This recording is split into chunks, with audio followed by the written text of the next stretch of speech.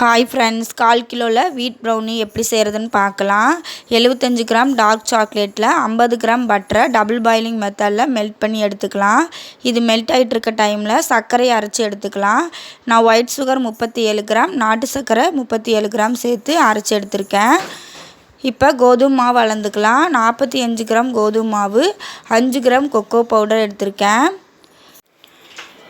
ஒரு ஈரமில்லாத பவுலில் ஒரு முட்டையை உடச்சிட்டு சேர்த்துக்கலாம். நம்ம அரைச்சி வச்சுருந்த சர்க்கரையை சேர்த்துட்டு அரை மூடி வெனிலா எசன்ஸ் சேர்த்துக்கலாம்.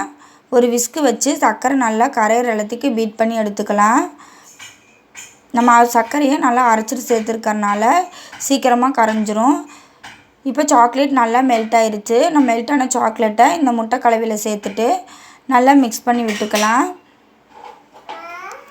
இப்போ ஒரு ஜல்லடை வச்சுட்டு நம்ம எடுத்து வச்சுருந்தோம்ல கோதுமை மாவு, கொக்கோ பவுடர், அதை இதில் சேர்த்துக்கலாம். சேர்த்துட்டு ஓவர் மிக்ஸ் பண்ணக்கூடாது. மாவு எல்லா பக்கம் மிக்ஸ் ஆகிற அளத்துக்கு மிக்ஸ் பண்ணி விட்டுட்டு ஒரு 6 இன்ச் ஸ்கொயர் டின்னில் பட்டர் சீட் போட்டு வச்சுருக்கேன். அதில் இந்த பேட்டரை சேர்த்துக்கலாம். சேர்த்துட்டு ஒரு மேலே டாப்பிங்க்கு ஒரு 4 பாதாமை சாப் பண்ணிவிட்டு சேர்த்துருக்கேன். நான் ஒரு பாத்திரத்தை 10 நிமிஷம் ப்ரீ ஹீட் பண்ணி வச்சுருந்தேன். அதில் இந்த பேட்டரை வச்சுட்டு ஒரு 20 நிமிஷம் பேக் பண்ணி எடுத்தோம் அப்படின்னா நம்மளுக்கு ப்ரௌனி ரெடி ஆயிரும். நான் கொஞ்சம் ஓவர் பேக் பண்ணிட்டேன், அரை மணி நேரம் பேக் பண்ணிட்டேன். அதனால் கேக் மாதிரி ஆயிடுச்சு. நீங்கள் 20 நிமிஷத்துலேயே எடுத்தீங்க அப்படின்னா ப்ரௌனி நல்லாயிருக்கும்.